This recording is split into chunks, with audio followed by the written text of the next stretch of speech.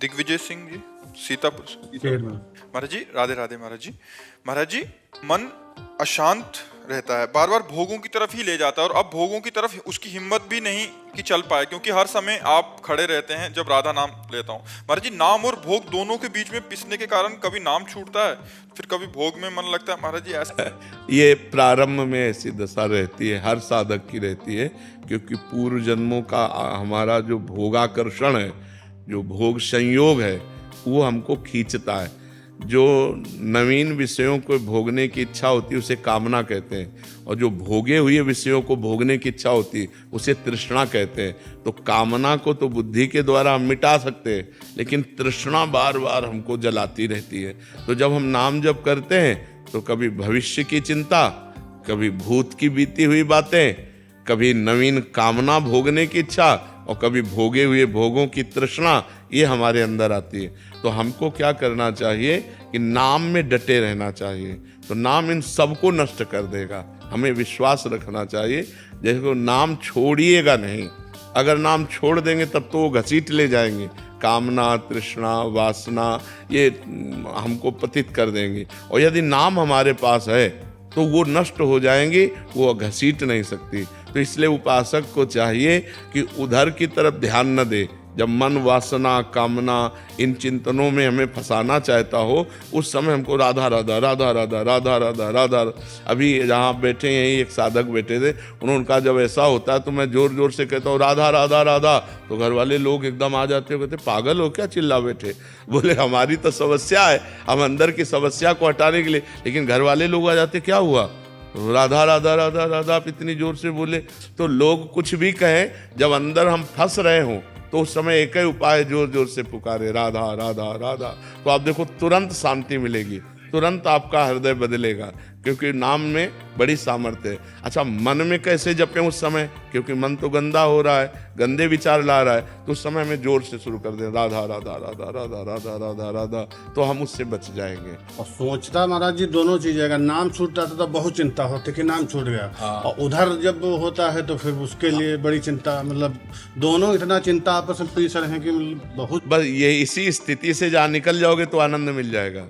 अब ये स्थिति कितने दिन आपकी बनी रह सकती है, आप जितना अधिक नाम जप करेंगे उतनी जल्दी से स्थिति से निकल जाएंगे। ये आपकी स्थिति नहीं है, ये हर साधक की स्थिति है। जैसे साधक चलता है तो भोग छोड़ने की चेष्टा करता है, भगवान को पकड़ने की चेष्टा करता है। महाराज जी ने भोग तो कर ही नहीं सकता, क्योंकि आप राइफल लिए बिल्कुल सामने कि भोग की तरफ जा ही नहीं सकता है, भोग तो खत्म। कभी कभी कार्य व्यस्तता है तो नाम छूट जाते हैं कार्यों में। हाँ, तो उन कार्यों को भगवान को समर्पित कर दे। 2 घंटे काम किए तो बीच बीच में राधा राधा स्मरण करके उन कार्यों को भी भगवान को समर्पित कर दे, तो वो भी भजन हो जाए। तो आप चिंता न करो, आप बहुत सही चल रहे हो, आप बहुत सही चल रहे हो। बस चलते रहो तो इस स्थिति को क्रॉस कर जाओगे। जहाँ स्थिति को क्रॉस किए तो सामने मधुर मधुर झांकी और नाम चल रहा है, तो फिर हृदय द्रवित हो जाएगा, हृदय आनंदित हो जाएगा, विषय चिंतन खत्म हो जाएगा। आप चलते रहिए चुपचाप। आप हाँ बहुत सही चल रहे हो, तभी ऐसा है। आप हाँ, अंदर ही अंदर मन जहाँ निर्मल हुआ ना, तो आनंद की धारा आ जाएगी बिल्कुल, और हानि तो होनी नहीं। जितना नाम जप कर लिया है, तुम्हारा मंगल किए बिना छोड़ेगा नहीं, पक्का समझ लो। तुम्हारा आगे मंगल ही मंगल है, आनंद ही आनंद है। इस जन्म में जिस कर्म से शरीर बना है, वो हो सकता है दंड आ जाए, हो सकता है शरीर में रोग, जैसे तो हमारा कर्म आ गया ना, अब वो हमारी किडनी को फेल कर दिया। तो इस शरीर का निर्माण शुभ और अशुभ कर्म से हुआ, लेकिन इस जन्म के जो हमारे कर्म है वो हमारा श्री जी से मिला के मंगलमय आनंद। ऐसी स्थिति में भी भगवान की चर्चा हो रही, भगवान का आनंद हो रहा है, तो इसलिए अब बहुत आनंद का विषय, घाटे का विषय नहीं, मंगल ही मंगल होना है। नाम जपत मंगल दिशि दशहु, 10 दिशाओं में मंगल होना है। अब लोक परलोक कहीं भी जाओ आनंद ही होना है, अब कोई पतन नहीं होना। नामे भक्ता प्रणश्यति, मेरे भक्त का पतन नहीं हो सकता। यमराज जी अपने दूतों से कहते हैं, जब अजामिल वाला प्रसंग आया कि जिसके गले में कंठी बंधी, मस्तक पर तिलक और मुख में नाम है, भूल कर उधर मत चले जाना, भूल कर भी उधर मत चले जाना। तो मतलब यमराज का पार्षद तो आएगा नहीं लेने, अपने स्वर्ग जाना नहीं, क्योंकि स्वर्ग की इच्छा नहीं है, तो हमें भगवान ही मिलेंगे, हमारा मंगल ही होगा, इसमें कोई हानि नहीं है। गुरुदेव भगवान, ये जो स्थिति आप बता रहे हैं साधक की कि प्रत्येक के साथ होती है, तो इसमें प्रत्येक के समय अवधि भी अलग अलग भजन की तीव्रता, व्याकुलता। अब जैसे इनकी भजन की व्याकुलता बढ़ती है, कह रहे हैं कि हमारे जब भोगों की व्याकुलता बढ़ती तो आप हमें खड़े दिखाई देते हो। तो ये इनकी तीव्रता है कि वो भोगों से बचा करके गुरु को सामने रख करके और भजन बढ़ाते चले तो जल्दी क्रॉस कर जाएंगे। अब जैसे कभी भोग भी लिया और कभी भजन भी कर लिया तो ये लंबा समय चलेगा। और जो ऐसे कि भोगों की तरफ तो जा ही नहीं सकता, भोग तो हो ही नहीं सकता, गलत काम तो हो ही नहीं सकता। बोले क्यों नहीं हो सकता? बोले आप खड़े हो, मान लो गुरु खड़े हैं, इष्ट खड़े हैं। तो जिसकी ऐसी मंगलमयी भावना है कि जहाँ पतन होना है वहाँ गुरु और इष्ट को देखता है तो उसकी तत्परता बहुत प्रवीण है और वो क्रॉस कर जाएगा, जल्दी क्रॉस कर जाएगा। और जो है कि यार भजन तो करना ही है जिंदगी भर, भगवान तो मिल ही जाएंगे, उसका बहुत लंबा समय जाएगा।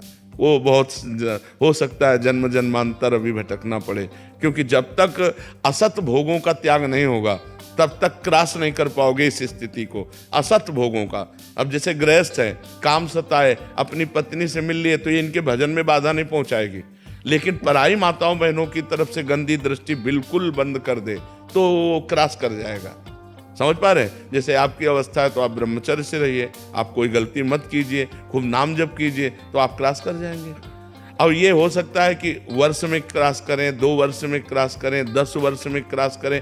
आपका भजन शैली कितनी है इसको तो आप ही समझ सकते हैं ना, या भगवान समझ सकते हैं। अब बाहर से तो नहीं जाना जा सकता कौन साधक कितना भजन कर रहा है अंदर, वो तो गणना वाला भजन थोड़ी होता है। भजन का तात्पर्य होता है वृत्ति का चिंतन होना। तुम्हारी वृत्ति भगवदाकार होनी चाहिए, तुम्हारा अंदर का चिंतन प्रभु से होना चाहिए। समझ पाए ना?